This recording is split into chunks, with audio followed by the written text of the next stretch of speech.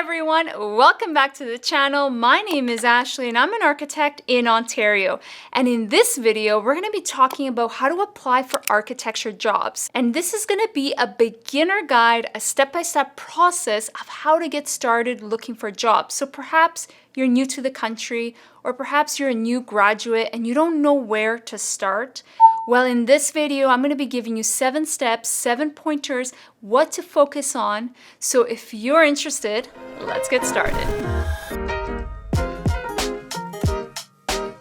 Now, the tips in this advice is from my experience and from my observations as well, being in the industry. So let's get started with step number 1. So the first thing I would do, number 1, is define your location. Where exactly are you planning to work and live? Perhaps you have other influences and factors that you need to take into consideration when you're looking at the location. So really determining the province, I would at least try to determine the province so that you can narrow down the city. Defining the province is important because it varies so much across the board in Canada. So are you thinking about working in Ontario? Are you thinking about working in British Columbia, Newfoundland, and so on? So really narrow down where you plan to work so that you can start to develop research and start to target job postings and opportunities. Number 2, evaluate. Understand what your skills and strengths are. Try to evaluate what exactly are you good at in the industry and also what you enjoy. I think both ingredients are very important. You just don't want to do something that you really enjoy but you're not good at. Because remember, your ultimate goal here is to get a job in the industry and you want to bring value to that employer.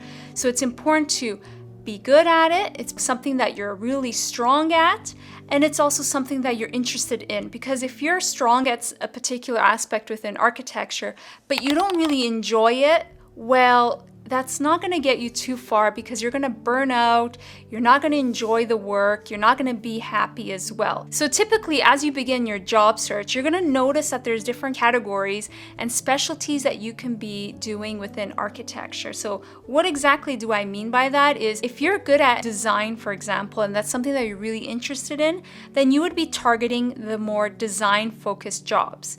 If you're more of a leader, project management is your thing, you enjoy organizing, scheduling, and so on, then that could be your target of your focus for your job search. Or perhaps you're interested more in the technical side of architecture, of how things come together, detailing, construction documents, or perhaps you're interested more in specification writing. So there's a wide variety of things that you can start to get into. So it's important to really evaluate and assess your own skills and also see what you're interested in as well. Number 3, research. Now that you have evaluated your skills and your interest, and you've also figured out where you plan to work, well, at least the province, you can start to do some research and look for job opportunities. One of the great ways that you can look for job opportunities is through the local architectural association. So each province has its own local association. So for example, in Ontario, it's the Ontario Association of Architects, and then you have British Columbia, and so on. So you can go and log into the website and you can see all the available job opportunities per province. And you can start to really target the job opportunities based on your strengths and your interests as well. Another great place to look for job opportunities is the RAIC. They have a job board where you can look across the country for job opportunities in all the provinces, and then you can actually narrow down by region, by province. Now, I find that the RAIC doesn't have as many postings as if you were to go into your local association. They typically have more opportunities listed. However, I would use it in conjunction and look at both boards for job opportunities and then start to begin to list down the places that you're planning to apply. Another great place as well to look for job opportunities is also to use LinkedIn. You can look for jobs as well and opportunities on LinkedIn, and it's a great place to even connect with people as well within the industry. And if there is no listings for the opportunities that you're looking for, another great method, and I've used this as well in the past, is to look and narrow down at the practices that you would like to work at. Once you log into the website, they usually have job opportunities available that they're looking for specific. Maybe they're looking for technologists, project managers, and so on, and they would list that on their website. Now, if the website does not state any opportunities, or perhaps it's not in line to what you're looking for, I would still apply. Many architecture firms, although they're not particularly seeking for employees or for potential talent at the moment when you go and check out the site, it doesn't mean that you should not apply. A lot of times they're not specifically looking for a specific role, but they're still open for new talent. And so you could apply and they could see that you're really talented and they would like you on the team, and you might get hired without having a specific job opening.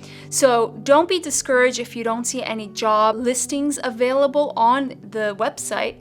I would still apply. When you're going through the job postings, I would make sure to read what are the responsibilities that they're asking for, the software that they're asking for, and really take note of what they're asking from you as a potential hire and a potential talent for that particular role. And this is important because we're going to get into the next step, which will help you to really develop that application. Now that the research is done, you can begin applying and making application. It's important to, again, understand what exactly that role entails in terms of software knowledge, skills, responsibilities, and so on. And this is important because you should tailor your portfolio and your application toward that job posting. If they're asking for design skills, you would really illustrate that in your portfolio and demonstrate your versatility in design and so on. And so I would really tailor your application according to the job posting. I know this is a bit more work because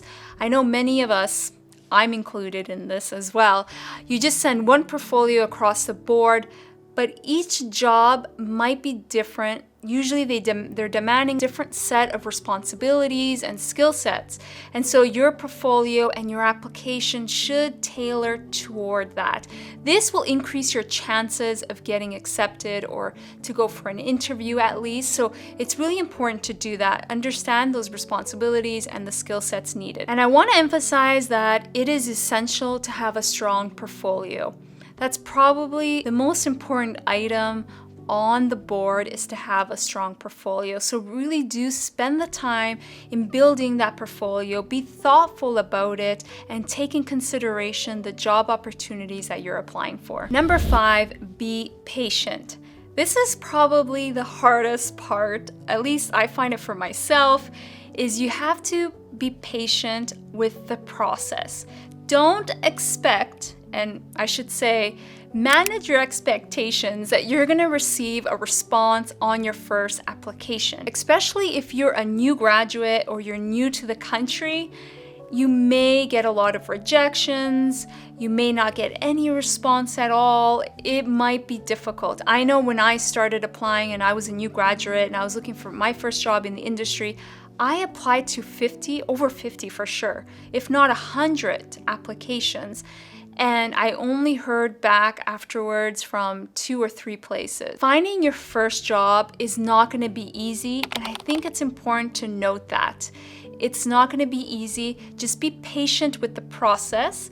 Do put in the time in your portfolio, manage your expectations. I think when I started off, when I was looking for jobs, I really didn't have too many expectations.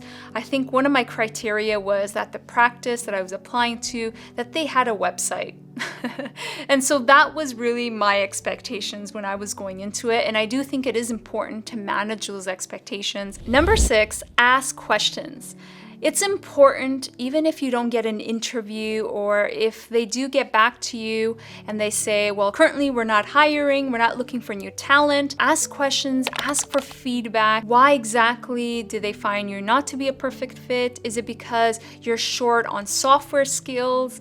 Ask for that feedback. 90% of the time, they do get back to you with feedback, because that will really help you to narrow down on what things you need to work on. Number 7, get creative. This is, I think sometimes, and you know what, I'm guilty of this too, is that you get into this route and you think that there's only one way to do something. In this case, there's only one way to make a living. You have to work at an architectural practice, you have to work with other architects, and you have to work at an office. No, that's not necessarily true.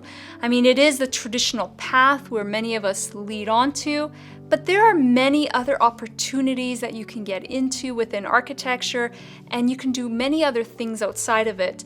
And especially if you're having a hard time finding work, and perhaps you've been at this for a few months now, and you need to make a living, you need to pay your bills, and you need to continue on. And you don't just want to wait for opportunities either. You want to make sure you're working toward, you're building your skills, or you're looking at other avenues and getting creative about how you can make a living.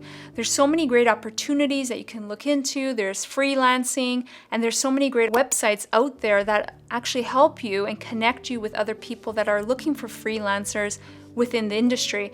So perhaps you're really good at Illustrator or Photoshop or rendering or animation. You can make a product or provide a service out of those skills that you have, and you don't have to work at an architectural practice. Or perhaps that's still your dream, you want to work at an architectural practice, but while you're looking for work, you could be generating some money in other ways. By freelancing is one example, or making products or services that can help other people. You can be on Etsy, for example, making products out of some of the skills and talent that you have. Just don't forget that you have a lot of skills and talent available, so you might as well use those skills to create other ways of generating income while you're looking for work. If that's not working out, maybe you just got completely discouraged. Don't get discouraged, but maybe you want to take a break for looking for work and you rather venture out in other areas. And there are other ways of making an income within the industry outside of working at a practice. I hope you enjoyed this video. If you did, make sure to like the video. And of course, remember, be patient with the process. If you're not getting the results you're looking for, you can make those opportunities and look for other ways and get creative at the process as well. Don't forget that you can still use your skills in other ways as well. So if you haven't already, make sure to subscribe. And if you're looking for more job tips, I would recommend this video here. And if you're looking for tips on how to put together a portfolio, I would check out this video here. I hope to see you on the next video. Until then, bye!